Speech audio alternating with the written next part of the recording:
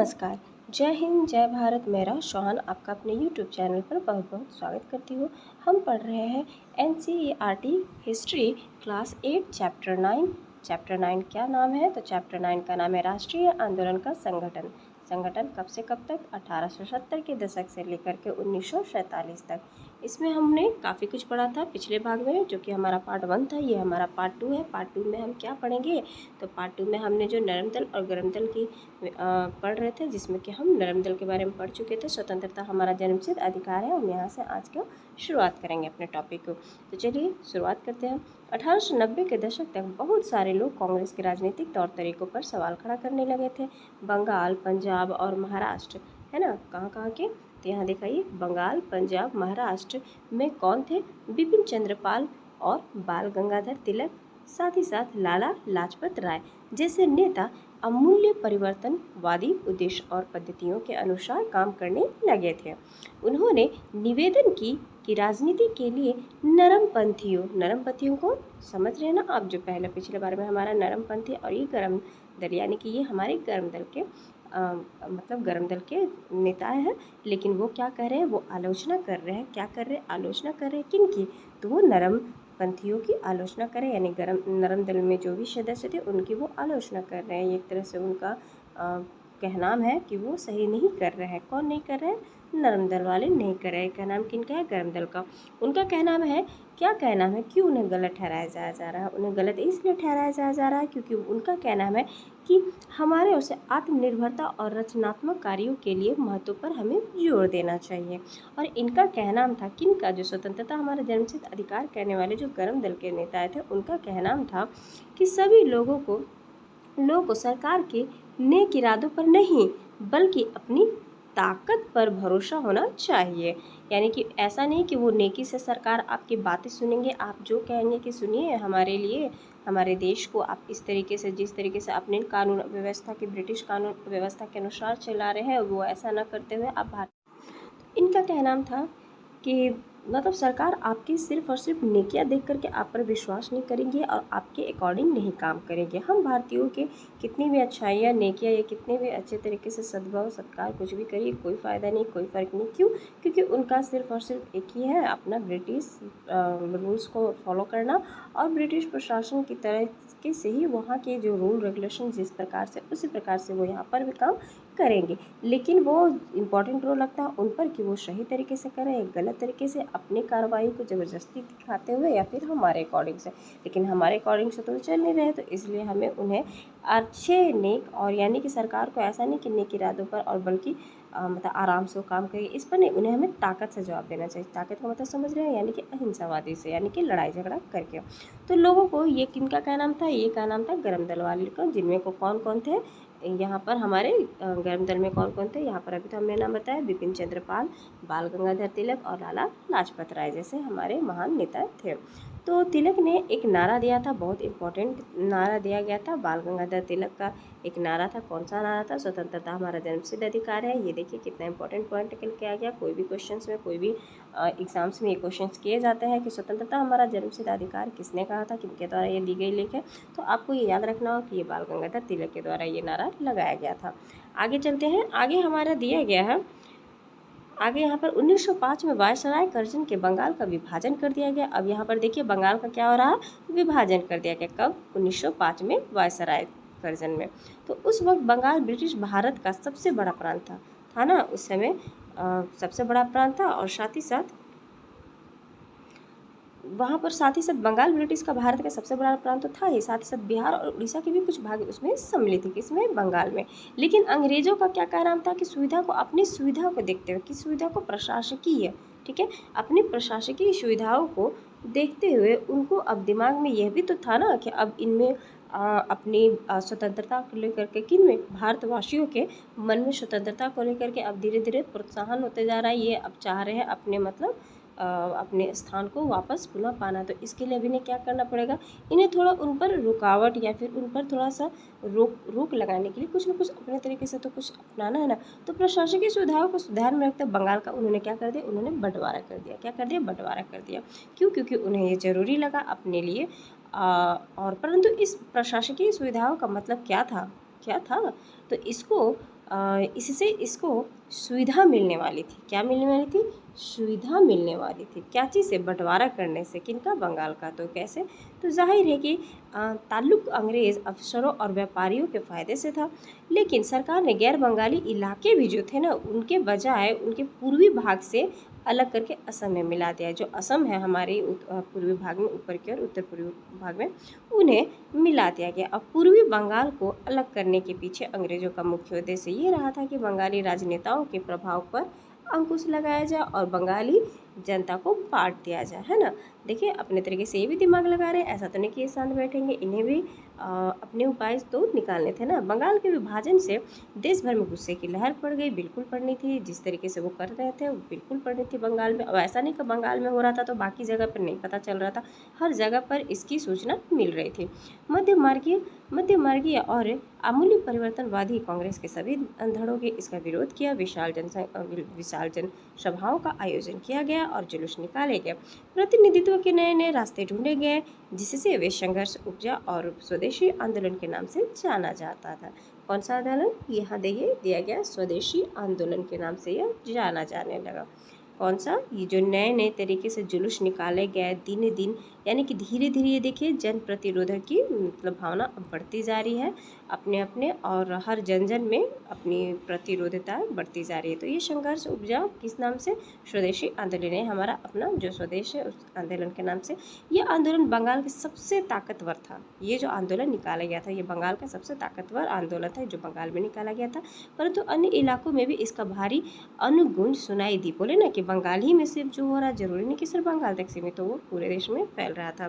For example यहाँ उदाहरण के लिए आपको देखिए यहाँ पर फिगर, स्वदेशी आंदोलन के दौरान हजारों लोग जुलूस में शामिल होने, यानी कि अब जुलूस निकाला जाने लगा, ठीक है। ये सरकार की तरफ से जुलूस निकाला जाने लगा कि जो हमारे भी जो मांगे, हमारे भी डिमांड है वो भी आप सुने, उन्हें अनदेखा करें, और जो भी इस तरीके से आप अलगाव कर रहे हैं वो इस तरीके से ना करें। तो यहाँ बाल गंगाधर तिलक जी का देखिए फिगर दिया हुआ है हमारे सामने। यहाँ पर बाल गंगाधर मेज पर रखे अखबार का नाम देखिए, तिलक के संपादक के निकलने वाला मराठी अखबार केसरी। कौन सा अखबार? केसरी। केसरी इनका बहुत इंपॉर्टेंट मतलब मराठी अखबार था। ब्रिटिश शासन का कट्टर आलोचना बन गया था क्योंकि इसमें ब्रिटिश शासन का हर वो चीज़ दिया गया था जो इन्हें पसंद नहीं था उस समय में, है ना। अब उस समय जो था तो यहाँ पर हमने पढ़ा था ना, उदाहरण के लिए हमारे पास आंध्र के डेल्टा इलाकों में क्या कहा गया? इसे कौन सा ये दिया गया? तो वंदे मातरम, है ना। डेल्टा इलाकों में इसे वंदे मातरम के नाम से जाना जाने लगा। स्वदेशी आंदोलन के ब्रिटिश प्रशासन का विरोध किया और स्वयं सहायता, स्वदेशी उद्यमों, राष्ट्रीय शिक्षा और भारतीय भाषा के उपयोग को बढ़ावा दिया गया। यानी कि स्वदेशी जो आंदोलन हम लोगों ने अपने तरफ से जो स्वदेश के लिए जो आंदोलन किए गए तो उनने ब्रिटिश शासन का विरोध किया। बिल्कुल करना भी चाहिए था, विरोध करे ना तो फिर वो कैसे समझेगा कि जैसे अपनी मनमानी कर रहे वैसे हर बात तो सही नहीं है। और स्वयं सहायता, स्वदेशी उद्यम यानी कि अपने लिए उद्यमों का प्लस राष्ट्रीय शिक्षा, भारतीय भाषा के उपयोग को बढ़ावा दिया। देखिए सबसे बेस्ट काम किया है ना, अपने स्वदेशी उद्यमों के, यानी कि अपना खुद का जो उद्यम है उनको खुद से चलाओ। राष्ट्रीय शिक्षा जो है हमारे, जो अपने भारतीय शिक्षा यानी कि अपना देश में अपनी राष्ट्रीय शिक्षा को मतलब और बढ़ावा दो, और साथ ही साथ भारतीय भाषा को भी मरने मिटने मत दो। तो स्वराज के लिए आमूल्य परिवर्तनवादी के ने जनता को लामबंद करने और ब्रिटिश संस्थाओं व वस्तुओं के बहिष्कार पर जोर दिया। और साथ ही साथ एक काम और किया कि ब्रिटिश की जो भी वस्तुएं हैं यानी कि ब्रिटिश संस्थाओं व वस्तुओं का बहिष्कार किया गया, यानी उन्हें छोड़ने पर जोर दिया जाने लगा। कुछ लोग ब्रिटिश शासन को उखाड़ फेंकने के लिए ही कर रहे थे, वो क्रांतिकारी हिंसा के समर्थक थे। समझ सकते हो कौन होंगे कि जो पूरा का पूरा उखाड़ ही फेंको। इनको तो मतलब कि जो गर्म दल के थे उनका सिंपल है कि सीधे वार करो और हटा ही दो, सीधे पूरा जड़ से हटो, यानी उनका डायरेक्ट था, सीधी मामला, नो टेढ़ा मेढ़ा कुछ नहीं। 20वीं शताब्दी के प्रारंभिक दशकों में कई दूसरी महत्वपूर्ण भी घटना घटी थी। ऐसा नहीं कि इतना ही था, और भी घटना आई थी। तो कौन कौन सी थी? तो 1906 में मुसलमान जमींदारों और नवाबों के एक समूह ने ढाका में ऑल इंडिया मुस्लिम लीग, कौन सा? ऑल इंडिया मुस्लिम लीग की गठन किया गया था। कब किया गया था? 1906 में। किनके द्वारा किया गया था? मुसलमान जमींदारों और नवाबों का एक समूह के द्वारा ये गठन किया गया था। किसका? All India Muslim league. का गठन किया गया था। लीग ने बंगाल विभाजन का समर्थन किया। लीग की मांग थी कि मुसलमानों के लिए अलग निर्वाचिका की व्यवस्था की जाए। 1909 में सरकार ने यह मांग भी मान ली। कब मान ली? 1909 में। कब की गई थी? 1906 में, है ना। अब परिषदों में कुछ सीटें मुसलमानों उम्मीदवारों के लिए भी आरक्षित कर दी गई, जिन्हें मुस्लिम मतदाताओं द्वारा ही चुनकर भेजा जाना था। इससे राजनेताओं में अनेक धार्मिक समुदाय के लोगों को अपना राजनीतिक समर्थन बनाने का लालच पैदा हो गया। अब सब में क्या भावना आने लगी कि हम अपना, हमारा भी अपना होता, हमारा भी अपना होता। जैसे कि यहाँ पर भारत एक धर्म निरपेक्ष देश है ना, यानी कि यहाँ पर एक डाइवर्सिटी है, विभिन्नता है। यहाँ जरूरी नहीं कि एक ही धर्म के लोग या एक ही रंग रूप के लोग, एक ही भाषा के लोग रहते हैं, नहीं ना। यहाँ पर विभिन्न प्रकार के रहते हैं, सबका मिल करके ये एक देश बना हुआ। तो जिनमें यदि मुस्लिम लोग अपनी मतलब डिमांड कर रहे हैं तो उनको यदि पूरा किया जाए जा रहा है, तो बाकी को भी तो जो ग्रुप्स थे, बाकी जो धर्मों के थे, उनके अंदर में भी तो ये चीज़ आ रही है ना कि हमारा भी अलग अलग होता अपना अपना। तो इसी बात को यहाँ पर बोला जाया जा रहा है आपको। साथ ही साथ यहाँ देखिए लाला लाजपत राय जी की फिगर दी गई है, आप दूसरा फिगर यहाँ भी देख सकते हैं। और लाजपत राय पंजाब के जाने माने राष्ट्रवादियों में से थे। यह याचिका और निवेदनों की राजनीति का विरोध करने वाले अमूल्य परिवर्तनवादी के एक प्रमुख नेता थे। वह आर्य समाज के भी सक्रिय सदस्य थे। कौन थे? तो लाजपत राय जी थे ना, लाला लाजपत राय जी। अगली देखिए यहाँ पर आपको बोलता क्रांतिकारी हिंसा क्या होता था। समाज में अमूल्य बदलाव लाने के लिए जो भी हिंसा का उपयोग, हिंसा समझते हैं ना, मारा पीटी धड़ाम धड़ूम, जिसमें खुद भी मरो, खुद भी मारो, बहुतों को भी मारो, दूसरों को भी मारो, खुद तो नुकसान पहुंचेगा, दूसरे को भी नुकसान पहुंचाना, ये हिंसा हुआ एक तरह से। अहिंसा जो शांति ढंग से मतलब किया जाता है, जैसे कि किसी भी आंदोलन के थ्रू या फिर कोई भी आप एक प्रदर्शनकारी के थ्रू किया जाता है, उनको बोल सकते हैं। यहाँ पर देखिए आगे 1907 में कांग्रेस टूट गई। कब टूटी? 1907 में, है ना। अब कांग्रेस भी टूट गई जो बनी हुई थी। मध्य मार्गी धड़ा बहिष्कार की राजनीति के विरुद्ध था और इन लोगों का मानना था कि इसके लिए बल प्रयोग की आवश्यकता होती है, जो कि सही नहीं है। संगठन टूटने के बाद अब क्या हो रहा? तो संगठन टूटने के बाद कांग्रेस पर मध्य मार्गी का दबदबा बनने लगा। किसका बनने लगा? मध्य मार्गी का दबदबा बनने लगा, जबकि तिलक के अनुयायी बाहर से काम करने लगे। अभी मध्य मार्गी क्या था? मध्य मार्गी आपको गर्म दल से मैंने अभी बताया था कुछ समय पहले कि जो थे नरम दल को तोड़ करके गर्म दल में विश्वास रखते थे। उनका क्या नाम था कि इतना शांति स्वभाव से यदि हम सरकार के साथ पेश आएंगे तो ये जरूरी नहीं कि वो हमारे अकॉर्डिंग चले या फिर वो हमारी बात को सहमति से मतलब माने। तो हम अपने तरीके से मानेंगे, या तो मानो, नहीं तो फिर मतलब मारो पीटो और भागाओ। तो ये जो था कांग्रेस पार्टी, जो शुरुआत में नरम दल के द्वारा तो वो टूट गई थी, तो मध्य मार्गी जो था अब उनका दबदबा बन गया। तो जिनमें तिलक के अनुयायी बाहर से काम करने लगे। दिसंबर 1905 में दोनों खेमों के एक बार फिर एकता स्थापित हुई। अगले साल क्या हुआ कि कांग्रेस और मुस्लिम लीग के बीच ऐतिहासिक लखनऊ समझौते पर दस्तखत हुए और दोनों संगठनों ने देश के प्रतिनिधित्व सरकार के गठन के लिए मिलकर काम करने का फैसला कर लिया, है ना। तो अब आगे चलते हैं जन राष्ट्रवाद का उदय। अब जन राष्ट्रवाद का उदय किस प्रकार से होता है ये देखते हैं। अब राष्ट्रवाद का उदय का बताया जा रहा है जनता के लिए। तो 1919 के बाद अंग्रेजों के खिलाफ चल रहा संघर्ष धीरे धीरे एक जन आंदोलन में तब्दील होने लगा। किसान, आदिवासी, है ना, कौन कौन इसमें आ रहा है देखिए, किसान, आदिवासी, विद्यार्थी और महिलाएं बड़ी संख्या में इस आंदोलन से जुड़ते गए। कई बार औद्योगिक मजदूरों ने भी आंदोलन में योगदान दिया। 20 के दशक से कुछ खास व्यावसायिक समूह भी कांग्रेस के सक्रिय समर्थन देने लगे थे। ऐसा क्यों हुआ? ये क्वेश्चन किया जा रहा है, ऐसा क्यों हुआ? तो पहले विश्व युद्ध ने भारत की आर्थिक और राजनीतिक स्थिति बदल दी थी ना। पहला विश्व युद्ध में ऑलरेडी विश्व युद्ध जो होता है वो सही तो होता नहीं, उसमें राजनीतिक तो आर्थिक तो होता ही है, साथ साथ राजनीतिक भी स्थिति बदलाव होती है, बहुत चीज़ में उसमें बदलाव आ जाती है।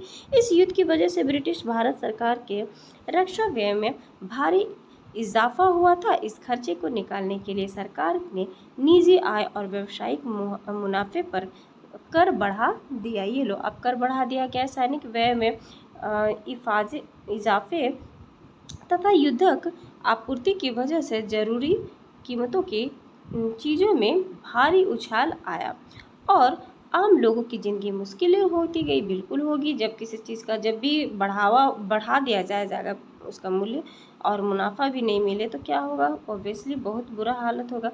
तो दूसरी और व्यावसायिक समूह युद्ध से बेहिसाब मुनाफा कमा रहे थे, क्योंकि युद्ध से नुकसान होती है ना, लेकिन यहाँ आपको बताया जा रहा है कि दूसरी ओर जो व्यावसायिक समूह था इस युद्ध से बेहिसाब मुनाफा कमा रहे थे, है ना।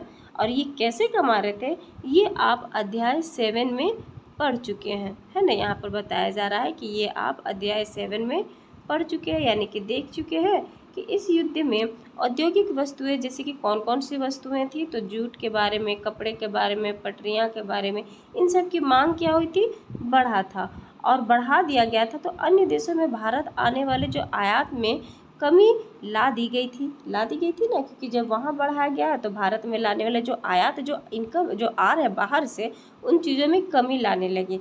और इस तरह युद्ध के दौरान भारतीय औद्योगिक का विस्तार हुआ और भारतीय व्यावसायिक समूह विकास के लिए और अधिक अवसरों की मांग करने लगा।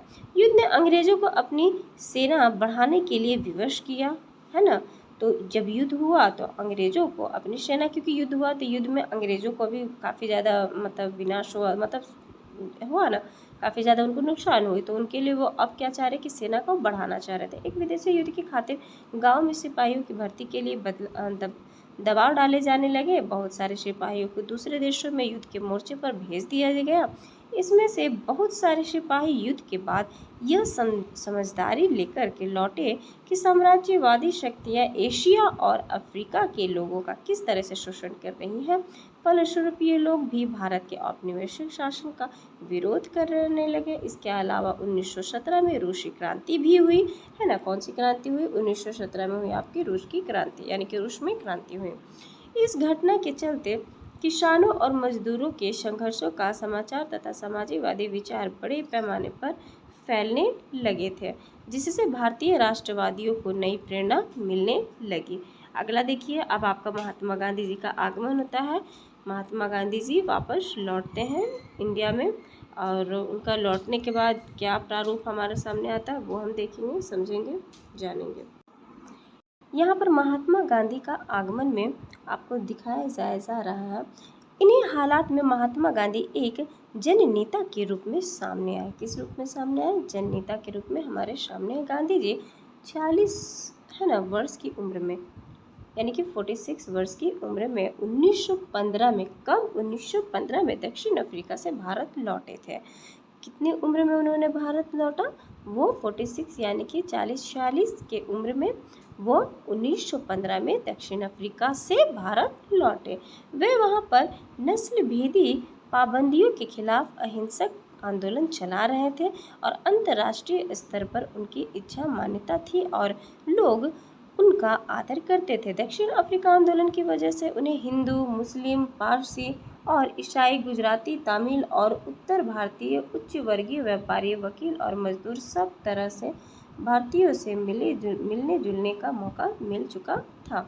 यानी कि दक्षिण अफ्रीका से आए थे, वहाँ पर भी थे तो उन्होंने काफ़ी कुछ किया। यहाँ पर भी उन्होंने कई सारे अहिंसात्मक आंदोलन चलाए, क्योंकि वो एक अहिंसक व्यक्ति थे, यानी कि उनका विश्वास अहिंसा पर था। अब अहिंसा क्या होता है, तो अहिंसा भी हमने कुछ समय पहले बात किया था, जिसमें मारा पीटी न किया जाए, जिनमें शांति स्वभावता से और जिनमें क्या आंदोलनों के थ्रू अपनी बातों को मनमाने के लिए किया जाता है।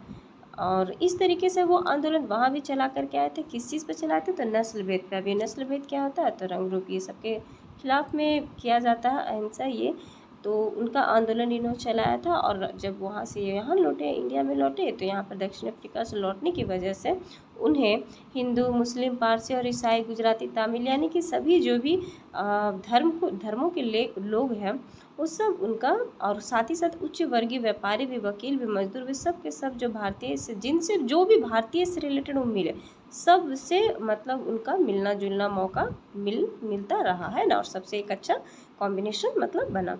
महात्मा गांधी ने पहले साल पूरे भारत का दौर किया। पहला साल उन्होंने क्या किया, पूरा भारत को पहले अच्छे से समझा, जाना कहाँ कहाँ किस प्रकार से क्या क्या स्थिति हुई है और किस प्रकार से चल रही है। इस दौरान वे यहाँ के लोग उनकी ज़रूरतों और हालात को समझने में मतलब लगे रहे हैं। बोले ना अभी उनको मेन किसी भी चीज़ को आप काम करने जाओगे, कोई भी काम आपको दिया जाता तो ऐसा नहीं कि डायरेक्ट आप उठाए और मतलब करने भिड़ गए, चलो भाई हम करते हैं, मिला हुआ मुझे ये काम सीधे चलना है। नहीं, करने से पहले हमें उन हालातों को, उन अपने कामों को, काम के द्वारा कार्यों को, किसी भी चीज़ को हमें समझना पड़ता है। समझ कर जान के तब उसमें हम मतलब प्रारंभ करना सही समझते हैं, क्योंकि जब भी किसी भी प्रॉब्लम्स को समझेंगे नहीं तब तक हमें ऑब्वियसली उनका हल भी करने में बहुत ज़्यादा टाइम लगेगा और बहुत ज़्यादा मुश्किलों का सामना करना पड़ेगा। तो उनकी शुरुआत कहाँ से हुई? सबसे पहले किन की शुरुआत कहाँ से हुई? महात्मा गांधी जी की शुरुआत कहाँ से हुई? तो हम शुरुआत समझते हैं प्रयास चंपारण से हुई, उसके बाद फिर खेड़ा और फिर अहमदाबाद के स्थानीय आंदोलन के रूप में वो उनका स्टार्टिंग प्रारंभ हुआ अपना दौरा। ठीक है, यहाँ पर आपको दिखाया गया है नटाल कांग्रेस के संस्थापक डबरन दक्षिण अफ्रीका में है ना। यहाँ पर आपको बताया गया है इस पॉइंट में कि 1895 में अन्य भारतीयों के साथ महात्मा गांधी ने नस्लीय भेदभाव का विरोध करने के लिए नटाल कांग्रेस का गठन किया था। किस चीज़ का गठन किया था? नटाल कांग्रेस का गठन किया था। किसने? महात्मा गांधी जी ने। और इस चित्र में जो आपके नीचे दिया गया है, क्या इस चित्र में आप गांधी जी को पहचान सकते हैं? वह पिछली कतार के ठीक बीच में कोट और टाई पहने दिखाई दे रहे हैं। तो चलिए पहचानने की कोशिश की जाती है। यहाँ पर आपको दिखे गांधी जी ठीक बीच में, यहाँ पर हमारे सामने दिख रहे हैं, है ना। तो ये हमारे महात्मा गांधी जी हुए। आप लोगों ने ओल्ड फिगर इनका देखा ना, बूढ़े वाले फिगर दिखा है, ये यंग का फिगर है थोड़ा, जब वो ठीक यंग थे, जवान थे उस वक्त का। तो चलिए ये हमारा यहाँ तक टॉपिक हुआ कि किस प्रकार से स्थानीय मतलब आंदोलन के रूप में ये कहाँ कहाँ गए। ये प्रयास चंपारण, खेड़ा, अहमदाबाद के स्थानों पर आंदोलन के रूप में गए और फिर सामने आया। फिर इस आंदोलन के माध्यम से उनका राजेंद्र प्रसाद और वल्लभ, किन किन से उनका मुलाकात हुई? वहाँ पर हमारे इनके हुए राजेंद्र प्रसाद और वल्लभ भाई पटेल से। क्या हुआ? परिचय हुआ। किनका? महात्मा गांधी जी का। तो अब जब परिचय हुआ तो 1918 में अहमदाबाद में उन्होंने मील मजदूरों की हड़ताल का सफलतापूर्वक नेतृत्व किया। उसमें उन्होंने सफलता भी पाई। किसमें? मील मजदूर में, है ना। और अब आइए 1919 से 1922 के बीच, कितना से कितना? 1919 से 1922 के बीच के आंदोलन की कुछ गहराई को देखें। यानी कि वैसे आंदोलन को हम जानेंगे जिनका बहुत ज़्यादा उस समय चर्चित रहा था, है ना, और वो बहुत इंपॉर्टेंट रोल रखता है सिर्फ उसी समय और उस समय रखता है। यानी कि आज की जनरेशन में, आज के टाइम पे आपके एग्ज़ाम में इंपॉर्टेंट रोल रखता है, चाहे वो स्कूली तौर पे हो या फिर कॉलेज या फिर एग्ज़ाम पर्पस कंपटीशन के तौर पे हो। तो समझ जाइए 1919 से 1922 को ही आपको कहा गया। सबसे पहला आपको बताया जाता है रॉलेट सत्याग्रह। सबसे पहले हम आते हैं रॉलेट सत्याग्रह। तो ये रॉलेट सत्याग्रह क्या था? 1919 में गांधी जी ने अंग्रेजों द्वारा हाल ही में पारित किए गए रॉलेट कानून के खिलाफ सत्याग्रह का आह्वान किया। लीजिए, जब उन्हें पता चला रॉलेट एक्ट निकाला गया है तब इसके लिए भी उन्होंने क्या कर दिया? उन्होंने इनके खिलाफ सत्याग्रह स्टार्ट कर दिया। किन्होंने? महात्मा गांधी जी ने। कब? 1919 में। यह कानून अभिव्यक्ति की स्वतंत्रता जैसे मूलभूत अधिकारों का अंकुश लगाने और पुलिस को और ज़्यादा अधिकार देने के लिए लागू किया गया था। अब पूछा जाता है कोई भी सत्याग्रह किया जा रहा तो उसके पीछे रीज़न क्या है, उसके पीछे मांग क्या है, उसके पीछे डिमांड क्या है। तो जो भी मांग है, डिमांड है, वो पूर्ति करने के लिए किसी भी खिलाफ, यानी कि कोई भी सत्याग्रह या फिर कोई भी आप आंदोलन करते हो, तो जब वो आंदोलन पूरा हो जाता है तो चलो उस पर कुछ आगे मतलब फैसला लिया जाता है और अब वो आगे निरंतर बढ़ता है।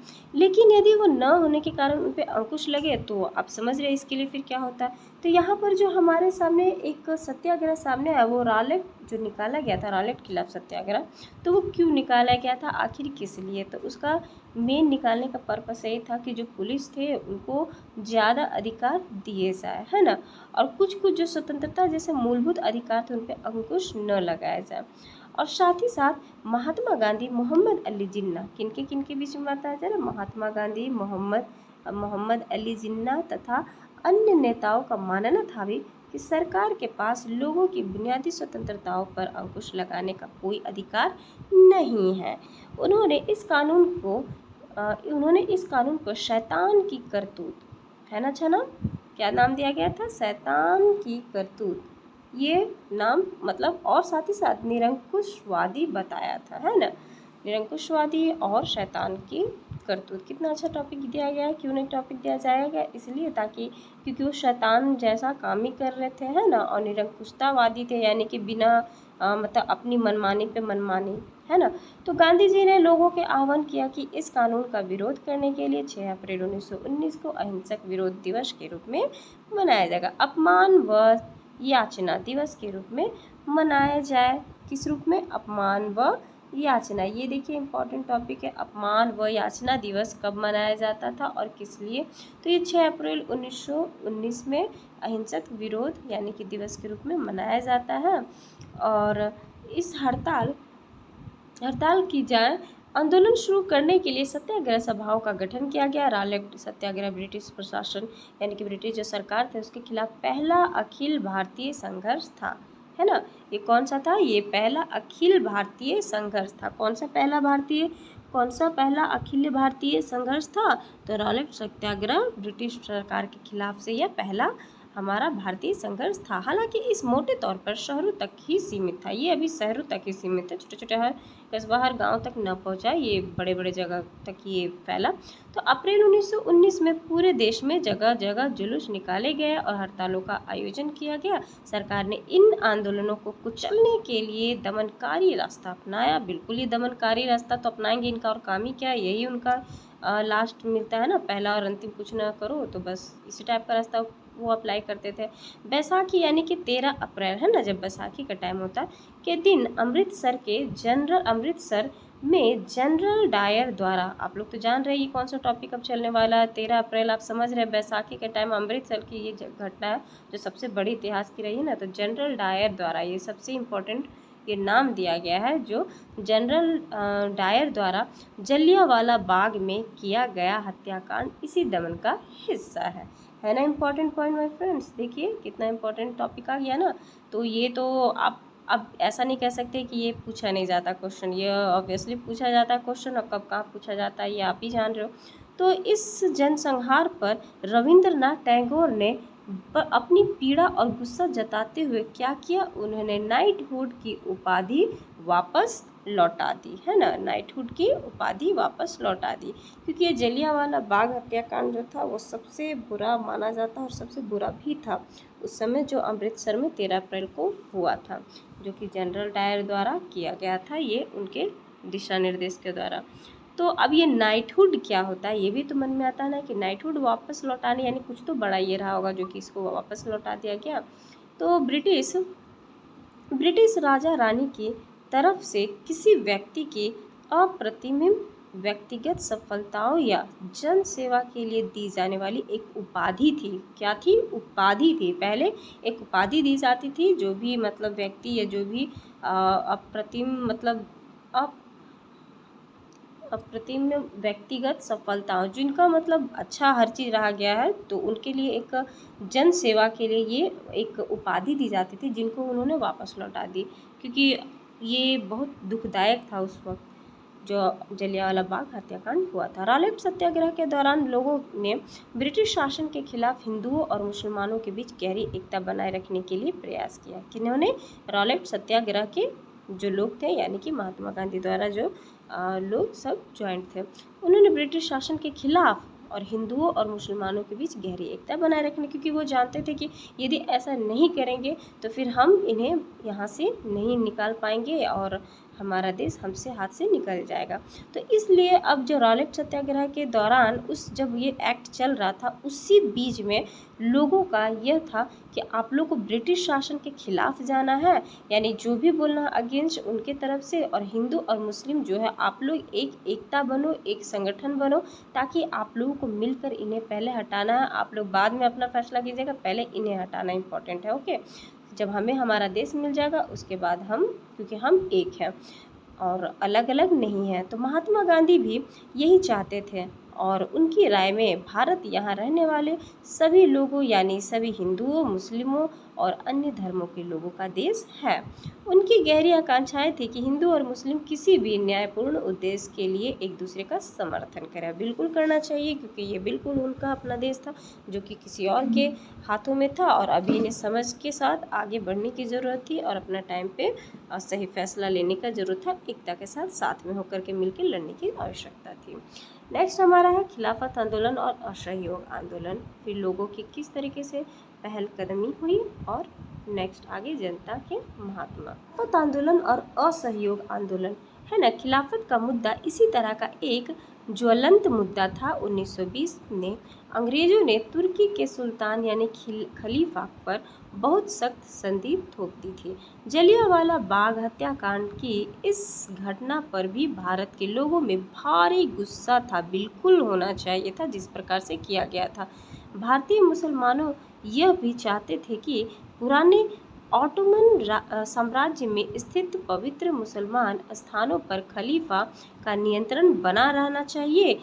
खिलाफत आंदोलन के नेता मोहम्मद अली और शौकत अली अब एक सर्वव्यापी असहयोग आंदोलन शुरू करना चाहते थे। गांधी जी ने उनके आह्वान पर समर्थन किया और कांग्रेस से आग्रह किया कि पंजाब में हुए जो हत्याचारों, किसका यानी कि हत्याचारों कहने का तात्पर्य जलियांवाला हत्याकांड और जिन्हें दिया गया नाम, और खिलाफत के मामले में हुए अत्याचार के विरुद्ध मिलकर अभियान चलाए और स्वराज्य की मांग करे। तो यह स्वराज की मांग की गई गांधी जी के द्वारा, और साथ ही साथ समर्थन किया गया कांग्रेस से यह किया गया कि जिस प्रकार से ये जलियांवाला बाग हत्याकांड हुआ और साथ ही साथ खिलाफत के मामले पर जो भी अत्याचार विरुद्ध किए गए थे उनका हमें मतलब जो भी डिमांड है हमारा, वो हमारा स्वराज की मांग की गई, यानी कि हमारा अपना राज्य, हमारा अपना देश हमें दे दिया जाए। किस तरीके से आप लोगों ने वो गलत किया।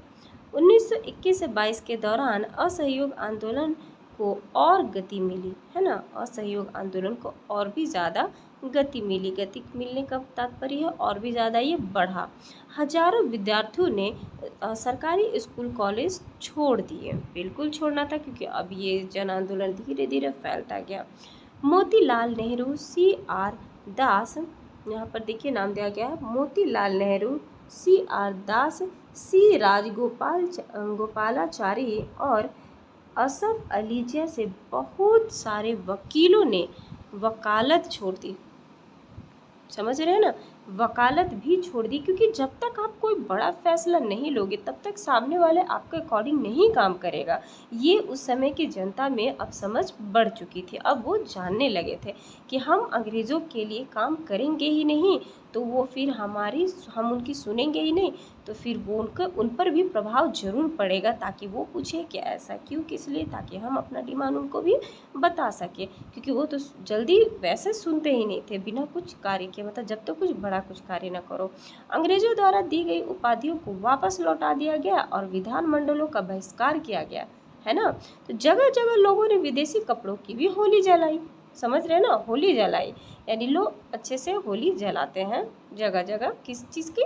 विदेशी कपड़ों की, क्योंकि वो लोगों ने अपने हर चीज़ों को वहाँ ब्रिटिश शासन के या फिर ब्रिटिश जो भी अपने इंग्लैंड की जो भी वहाँ की कानून व्यवस्था या नॉर्मल निजी व्यवस्था जो भी बोलिए, आर्थिक तौर पे, राजनीतिक तौर पे, हर तौर पे वो यहाँ पर वो फैला चुके थे।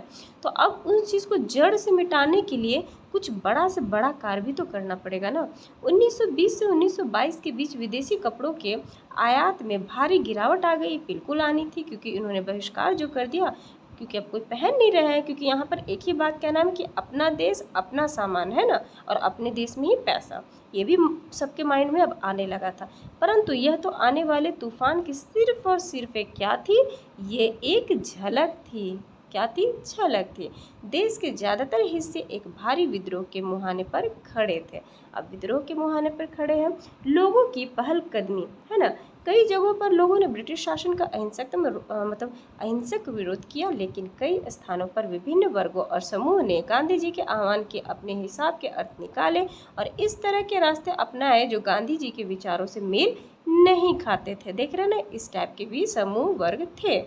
तो सभी जगह लोगों ने अपने आंदोलन को स्थानीय मुद्दों के साथ जोड़कर आगे बढ़ाया। आइए ऐसे कुछ उदाहरणों पर भी हमें देखना चाहिए ना, उन उदाहरणों को भी हमें समझना चाहिए।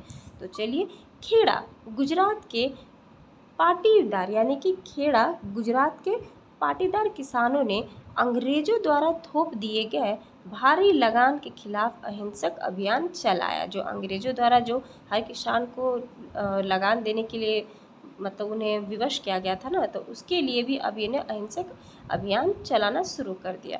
तो तटीय आंध्र प्रदेश में, अब आ जाइए तटीय आंध्र प्रदेश और तमिलनाडु में, ठीक है। अब दो जगह, अलग अलग जगह के बारे में आपको बताया जाए जा रहा कहाँ किस प्रकार से चलाया गया अभियान। तो ये पहला था खेड़ा गुजरात जो कि पाटीदार में किसानों की तरफ से। तटीय आंध्र प्रदेश और तमिलनाडु के भीतर जो भागों में शराब की दुकानें थी, है ना, उसमें घेरेबंदी लगा दी गई। क्या लगाई गई? घेरेबंदी। किसमें? शराब की दुकानों में। अब आ जाइए आंध्र प्रदेश में। आंध्र प्रदेश के गुट्टूर जिले में आदिवासी और गरीब किसानों ने बहुत सारे वन सत्याग्रह किए। क्या किया? वन सत्याग्रह किए, है ना। अब नेक्स्ट है, इन सत्याग्रहों में कई बार वे चराई शुल्क अदा किए बिना भी अपने जानवरों को जंगल में छोड़ देते थे, है ना। चराई शुल्क अदा किए यानी कि चराया हुआ भी शुल्क मतलब पहले अदा करना पड़ता था। तो इस सत्याग्रहों में जब कई बार मतलब सत्याग्रह जब किया गया तो उनमें अब जो चराया गया शुल्क अदा भी किए बिना, यानी उनको भी वो नहीं चुकाते थे और अपने जानवरों को जंगल में छोड़ देते थे चरने के लिए। क्या? घास चरने के लिए, जैसे उनके जानवर गाय हो गया या फिर बकरी हो गई, उन सब चीज़ों के लिए। उनका विरोध इसलिए था क्योंकि औपनिवेशिक सरकार ने वन संसाधनों पर उनके अधिकारों को बहुत सीमित कर दिया था। बिल्कुल कर दिया था, और सिर्फ इतना ही नहीं, और भी बहुत चीज़ों का उन्होंने मतलब सीमित कर दिया था। यहाँ तो वन संसाधनों के बारे में आपको बताया जा रहा। उन्हें यकीन था कि गांधी जी उन पर लगे कर, क्या लगे हुए कर, कम करा देंगे और वन कानूनों को ख़त्म करा देंगे। जो वन पे कानून लगा हुआ था यानी कर का कानून लगा हुआ था वो भी ख़त्म करा देंगे। बहुत सारे वन गांवों में किसानों ने स्वराज का ऐलान कर दिया क्योंकि उन्हें उम्मीद थी कि गांधी राज जल्दी ही स्थापित होने वाला है। सिंध यानी कि मौजूदा पाकिस्तान में जो अभी है, यानी पाकिस्तान में सिंध है, उनके बारे में बताया जा रहा है कि मैं मुस्लिम व्यापारी और किसान, वहाँ के भी जो मुस्लिम व्यापारी थे जो व्यापार करते थे और साथ ही साथ जो किसान थे, उन लोगों ने भी खिलाफत के आह्वान पर बहुत उत्साहित थे। उनको भी पता चला तो वो भी चाहते थे। बंगाल में भी खिलाफत असहयोग के गठबंधन के जबरदस्त सांप्रदायिक एकता को जन्म दिया, है ना। वहाँ पर भी चलो भाई प्रारंभ हो गया। राष्ट्रीय आंदोलन को नई ताकत प्रदान की। इस प्रकार से जो अलग अलग जगहों पे सभी लोगों का जमाव और एक तरह से उत्साह जो देखने को मिला खिलाफत असहयोग आंदोलन की तरफ से, उनके लिए ही समझिए कि राष्ट्रीय यानी कि पूरा का पूरा एक देश राष्ट्र को एक करने का एक नया ताकत यानी आंदोलन का ताकत प्रदान किया गया। इसी में तो मज़ा आता है यार, सब मिल के काम करो, देखो क्या काम नहीं हो सकता है। बिल्कुल काम हो सकता है, बड़े से बड़े चट्टान को भी तोड़ा जा सकता है यदि संगठन साथ में हो तो।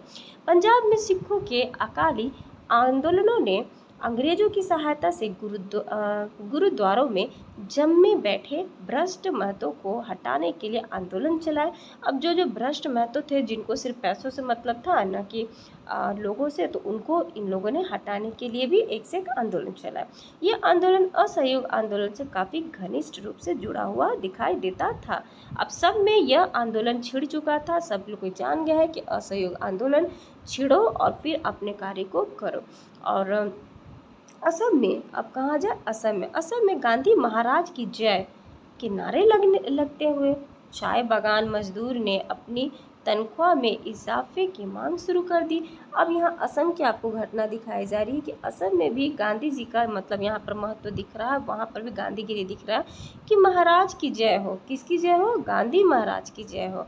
यह नारा लगने लगा कहाँ? चाय बागान मजदूरों में, क्योंकि असम में चाय की खेती होती है ना, तो वहाँ के बारे में आपको बताया जा रहा है। और साथ साथ वहाँ पर जो था तो वहाँ की जो तनख्वाह थी उसमें इजाफे की मांग शुरू की गई कि मतलब जितना वहाँ का अकॉर्डिंग होना चाहिए तनख्वाह वो की जाए। उन्होंने अंग्रेजी स्वामित्व वाले बगानों की नौकरी छोड़ दी, है ना। किसकी छोड़ दी? अंग्रेजी स्वामित्व वाले बगानों की, न कि भारतीय, है ना। उनका कहना था कि गांधी जी भी यही चाहते थे कि उस दौर के बहुत सारे असमिया वैष्णव गीतों में कृष्ण की जगह गांधी राज का यशगान किया जाने लगा था। यानी कि अब सबके दिमाग में आया कि गांधी राज अब आ गया है, अब हमारी जो परेशानी है वो ख़त्म होने वाली है, अब हम यहाँ से स्वतंत्रता चाहते हैं और हमें स्वतंत्रता मिलेगी ही मिलेगी, है ना। तो ये हमारा रहा अब तक का सफ़र। और माय फ्रेंड्स, जनता के महात्मा, अब इनके बारे में हम हमारे नेक्स्ट पार्ट में पढ़ेंगे। और बहुत इंटरेस्टिंग लगा, मानो बहुत मज़ा आया पढ़ने में। और आई होप्स कि आप सबको भी बहुत मज़ा आया होगा। ये चैप्टर वाकई में बहुत मज़ेदार है। यदि इसे आप सीरियसली होकर के मन से इस चैप्टर को पढ़ोगे ना, तो आपको इस चैप्टर में बहुत मज़ा आएगा, क्योंकि ये 1870 से 1947 तक का जो सफ़र है वो बहुत इम्पोर्टेंट सफ़र है, ना कि सिर्फ पेपरों में बल्कि हम सबकी लाइफ ज़िंदगी में भी। ये वीडियो देखने के लिए आपका बहुत बहुत शुक्रिया।